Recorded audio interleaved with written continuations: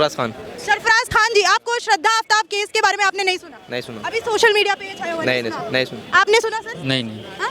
श्रद्धा Aftab case के बारे में आपको भी नहीं पता? मतलब नहीं है कोई भी कट्टे 35 टुकड़े हो या 50? 35 तो देखो, जब आदमी जब थोड़ा वैसा होता है दिमाग खराब होता है, 35 का 36 पे कर देता है। कहाँ से ये ट्रेनिंग कहाँ से मिलती है काटने मारे? अरे सीधी है, चाकू लो बजाय चलिए जाओ नुई। आपको भी लग रहा है एक्सपीरियंस है? एक्सपीरियंस है कहते हाँ, आज मेरे कितने लड़े मैं काट दूंगा कभी। आप भी काट देंगे? थोड़ी यार दोस्ती में कहाँ थोड़ी के रहने वाले हैं? बुलंदशहर का। बुलंदशहर का। नाम क्या है आपका? राशिद खान। राशिद खान जी। 35 के 36 के 38 भी हो जाएंगे। मैं कह रहा हूँ इस बात को, जब आदमी नशे में होता है ना, नुई बजाई चला जाता है, जितना भैंस की तरह, जितना भैंस काटते हैं अच्छा। सब हो जाता है। ये कह रहे हैं सर कि नशे में कुछ भी होता है। दरअसल हैवानियत इनके खून में है, इनकी गलतियां नहीं है। देखो भाषा देखो। जय हिंद, वंदे मातरम। दोस्तों, आज का जो वीडियो है वो एक पब्लिक रिएक्शन वीडियो है और इसमें जनता क्या सोचती है श्रद्धा वोलकर हत्याकांड को लेकर। इसमें मिक्स रिएक्शन है, हिंदुओं का भी और मुसलमानों का भी। तो आइए देख लेते हैं। ये वीडियो मैंने लिया है जनता दरबार चैनल से, जिसका लिंक डिस्क्रिप्शन में है। तो वीडियो लगाता हूँ मैं स्क्रीन पर। जी, मेरा नाम राकेश कुमार राणा है। राकेश कुमार जी, आप काफी देर से कुछ कह रहे थे, आप बताइए कैमरे पे, आप बोलिए क्या नाम है आपका? जी, मेरा नाम राकेश कुमार राणा है। राकेश कुमार जी, आप काफी देर से कुछ कह रहे थे, आप बताइए कैमरे पे, आप बोलिए। मैं ये कहना चाहता हूँ, जो ये कांड हो रहे हैं, चुनाव तो एक तरफ हैं और चुनाव के साथ साथ में ये कांड हो रहे जा रहे हैं। कांड कौन है? कांड किस कांड की आप बात कर रहे हैं? श्रद्धा आफ्ताब का नहीं है जो अभी तक ये श्रद्धा आफ्ताब केस की बात कर रहे हैं। मैं यहाँ पूछती हूँ, किसको किसको पता है इस केस के बारे में? हाथ उठाइए। श्रद्धा आफ्ताब केस के बारे में आपको पता है सर? आपको पता है सर? आपको पता है? श्रद्धा आफ्ताब केस के बारे में आपको नहीं पता? आप लोगों में से किसी को भी नहीं पता? क्या नाम है आपका सर? सरफराज खान। सरफराज खान जी, आपको श्रद्धा आफ्ताब केस के बारे में आपने नहीं सुना? नहीं सुना। अभी सोशल मीडिया पे छाया हुआ है। नहीं सुना। आपने सुना सर? नहीं। हाँ? श्रद्धा आफ्ताब केस के बारे में आपको भी नहीं पता? नहीं। आपको पता है सर? नहीं। क्या नाम है आपका? शेख महमूद। हाँ? शेख महमूद। शेख महमूद जी, आपको भी नहीं पता? न श्रद्धा का नाम सुना है आपने, ना आफ्ताब का नाम सुना आपने सर? नहीं। इस केस के बारे में यहाँ आप देख रहे होंगे, यहाँ इतने लोग मौजूद हैं, लेकिन किसी को ये नहीं पता कि श्रद्धा कौन है और आफ्ताब कौन है। और यहाँ ये भाई साहब है, ये बताएंगे कौन है सर श्रद्धा और आफ्ताब? सर, ये मुंबई से भाग गए, महरौली में इन्होंने ऐसा कर दिया।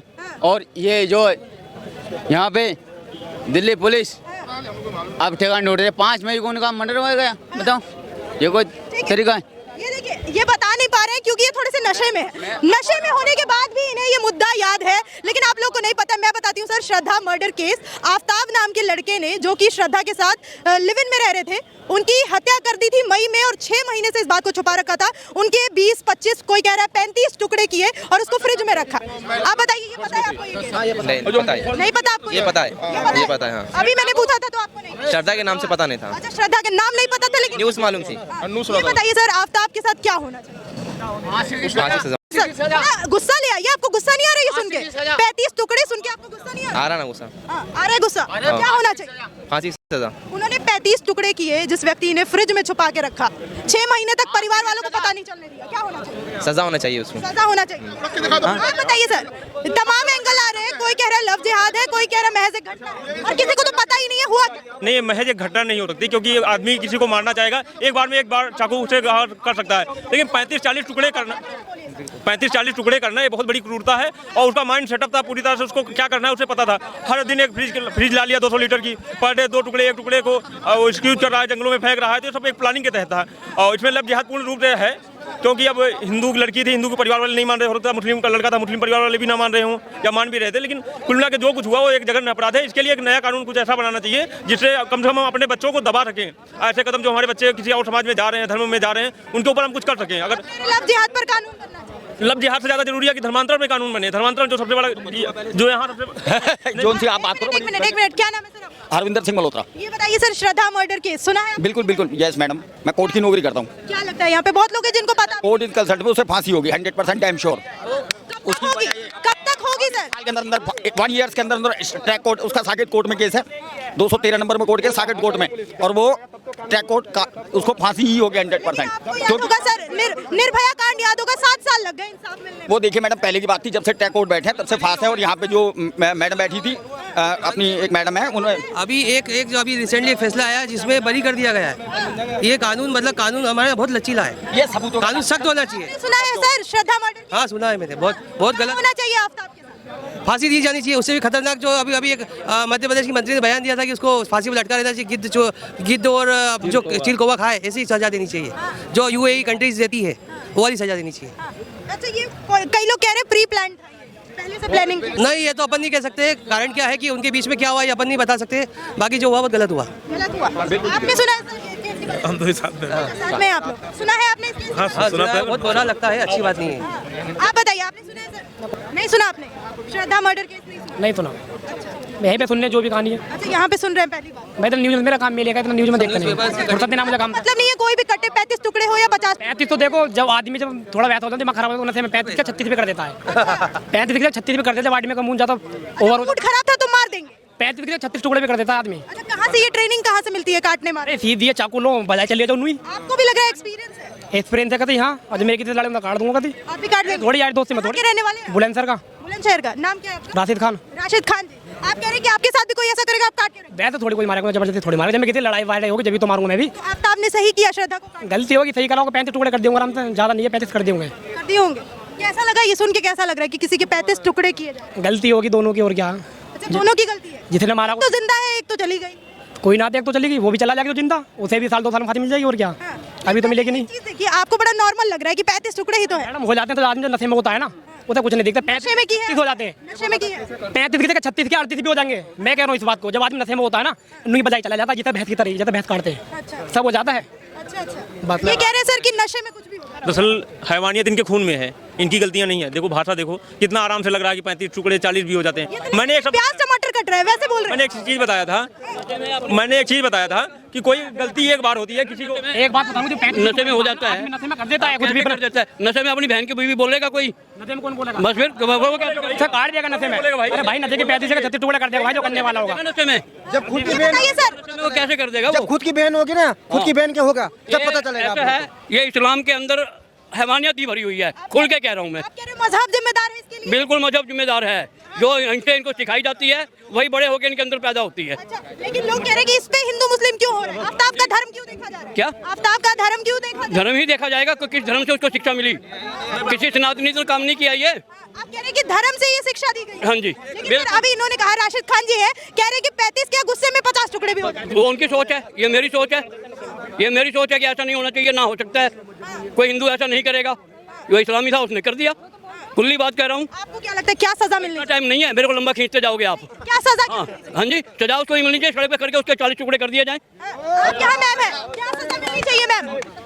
हाँ आओ जी आफ्ताब को क्या सजा? सीधी बात है बुरे काम के लिए तो बुरी सजा होनी चाहिए सीधी बात है हमारी तो चाहे कोई भी है वो गलत करेगा तो गलत भरेगा ना चाहे कोई भी मजहब है हमारा या इनका है गलत काम का तो गलत होना चाहिए। नाम की लड़की के 35 टुकड़े काट के फेंके गए। बताओ ऐसा होगा तो कैसे लड़कियां जिएंगी हिंदुस्तान में? मैं तो कहूँ उससे भी ज्यादा टुकड़े होने चाहिए निकम्मे के कोई भी है चाहे वो। और हकीकत बात है इनके मजहब में कि गुस्से में मार दिया। ऐसा कुछ नहीं है गुस्से में फिर वो खुद क्यों नहीं मर गया? ऐसा नहीं होता उसके दिमाग की नस ऐसा नहीं फटी नहीं होगी हाँ। गुस्से में अगर उसने मारा है तो क्या गुस्से में वो अपने दिमाग की नस फाड़ के अपने आप को नहीं मार सकता क्या सीधी सी बात है। ये लोग कह रहे हैं कि गुस्से में मार दिया गुस्से में कुछ समझ नहीं आता। आप लड़की आप भी हो किसी को गुस्सा हो या कुछ फैमिली मेंबर ये ऐसा गुस्सा किस काम का तो वो तो फिर सामाजिक आदमी ही नहीं रहा जो अपने आप में इतने गुस्से में काबू ही नहीं रख सकता वो सामाजिक आदमी क्या जो मर्जी वजह रही हो लेकिन इतना गुस्सा किस बात का जो अपने सामाजिक तौर पे भी नहीं कर सकता हो वो कहाँ से बंदा आ गया। पहली बात तो किसी लड़की पे हाथ उठाने की बेवकूफ़ी है वो तो टुकड़े कर रहा है चाहे ये कह रहे हो कोई सा भी मजहब हो मजहब चाहे जिस मर्जी का हो चाहे हिंदू मुस्लिम सिख ईसाई जो मर्जी मजहब हो किसी मजहब में ये नहीं लिखा हुआ कि आप किसी लड़की के ऊपर हाथ उठाओ। सही बात है कत्ल तो बहुत दूर की बात है हाथ उठाओ ये नहीं लिखा हुआ और काट दो क्योंकि काट भी दो उसको क्योंकि सभी उसको काटो। हर एक धर्म में लड़कियों को और औरतों को पूजनीय ही माना गया है और वो पूजनीय थी है और हमेशा रहेंगी और पूजनीय में रहने के जो बावजूद हादसे देखने को मिल रहे हैं कहाँ पूजा जा रहा है सर? यहाँ तो काटा जा रहा है जलाया जा रहा है। किसी के पास इतना समय है वो अपने किसी बच्चे के अंदर या किसी भी उस व्यक्ति के अंदर उस हिसाब से उस संस्कार को डाल सके है। आज के टाइम पे पहले हमारे काव्य सारे मिक्स रिएक्शन था हिंदुओं का भी और मुसलमानों का भी और आपने मुसलमानों का व्यू भी सुन लिया। तो कुछ मुसलमान तो चुपचाप बोल रहे थे कि हाँ भाई उसको फांसी होनी चाहिए लेकिन एक बंदा निकल गया कहता जी हाँ हाँ काट सकते हैं जब भी कभी गुस्सा हो गया 35 के हम तो 40 टुकड़े भी कर देंगे। कह रहे आपको आपका हाथ नहीं काम करेगा नहीं नहीं जैसे भैंस को काटते हैं वैसे काट देंगे क्योंकि इनको ना जब ये 9 10 11 12 साल के होते हैं इनके सामने बकरे काटे जाते हैं तो इनका तो हाथ चाकू पे बहुत ही तेज होता है। एक टीवी डिबेट मैंने सुनी थी जिसमें रिजवान अहमद कहता है कि मैंने जब मैं 9वीं में था तो मैंने 4 बकरे काटे थे अपने हाथ से, तो हमारा जो है चाकू जो है ना वो बकरों पे बड़ा मतलब तेज होता है, बड़ा तेज हाथ होता है हमारा, तो हमारा हाथ नहीं कांपते। और दूसरी तरफ अब एक भाई थे जो लास्ट में थे, ये कहते हैं जी सभी धर्मों में ना औरत को पूजनीय माना जाता है, क्योंकि सनातन धर्म में भी वही माना जाता है, तो हम जो यही समझते हैं कि शायद बाकियों में भी यही माना जाता हो, लेकिन ऐसा नहीं है। सिर्फ एक सनातन धर्म ही ऐसा है जहाँ पर महिलाओं को नारी को जो है वो पूजा जाता है। यत्र नार्यस्तु पूजन्ते रमन्ते तत्र देवता, जहाँ नारी की पूजा होती है वहाँ देवता निवास करते हैं। ये सिर्फ धारणा जो है सनातन धर्म की है, बाकी किसी भी रिलीजन में आप जाओगे वहाँ पर आपको ये चीज़ नहीं मिलेगी। इस्लाम में तो कहते हैं औरतें हमारी खेतियाँ हैं। आप इसको भी सुन लीजिए, जरा मैं ये भी सुना देता हूँ आपको, तो उससे आपको थोड़ा और क्लियर हो जाएगा। निसाउकुम हर्सुल लकुम, तुम्हारी बीवियाँ तुम्हारे लिए खेतियों के मानंद हैं। जैसे खेत में बोते हो, फसल काटते हो, बीवियों के जरिए से अल्लाह ताला तुम्हें औलाद अता करता है। फातू हर सकूम अन्ना शेतुम, तो जो भी खेती वाली जगह है उधर तुम जाओ जिधर से चाहो, यानी उसमें यह है कि कोई रुकावट नहीं है, वो दाहिनी तरफ से बाईं तरफ से जिधर से भी हो, लेकिन हो वो फर्ज के अंदर। हमारा भारत कह रहा यत्र नार्यस्तु पूज्यन्ते रमन्ते तत्र देवता। राम जी हैं तो राम जी के आगे अगर कोई कहता तो सीताराम, जानकी जी आगे भगवान पीछे, राधे श्याम राधाजू आगे ठाकुर जी पीछे, नमः पार्वती पतये हर हर, पार्वती माता आगे भोले बाबा, लक्ष्मी नारायण।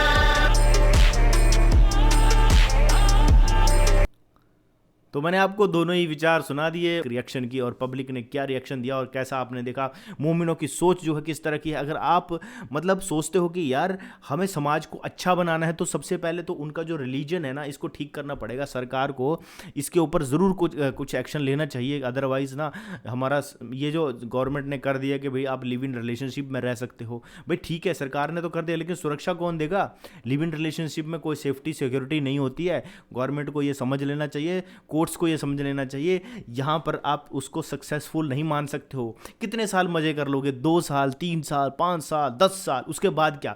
जैसे जैसे शरीर ढलने लगता है ना, तो फिर जो है एक मैरिज का जो रिलेशनशिप जो हमारे सनातनियों में होता है कि जब आप शादी करते हो तो वो 7 जन्म का बंधन बोलते हैं। तो यानी कि जब हिंदू को माइंड सेट होता है कि यार अब यही बीवी है, इसी के साथ मुझे पूरी ज़िंदगी बितानी है, वो उसकी केयर भी करेगा और बुढ़ापे में उसको छोड़ेगा भी नहीं। इस्लामियों की तरह थोड़ी 4-4 शादियां कर लेगा, एक बीवी नहीं छोड़ दी दूसरी आ गई, दूसरी नहीं तो छोड़ दी तीसरी आ गई, ऐसा नहीं होता है। दोस्तों आज के लिए इतना ही, मिलूंगा नए वीडियो में, तब तक के लिए दोस्तों जय हिंद, वंदे मातरम।